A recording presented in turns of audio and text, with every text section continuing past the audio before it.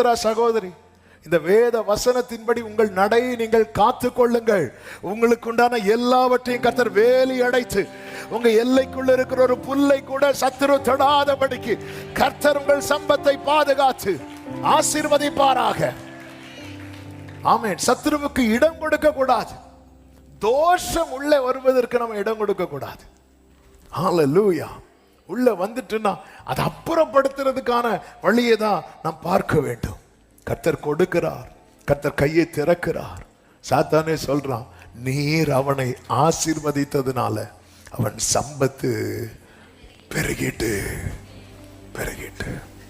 கர்த்தர் கொடுக்கிறார், கர்த்தர் திறக்கிறார்.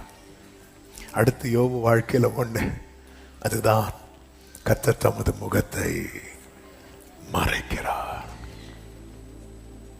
எடுக்கிறார். இந்த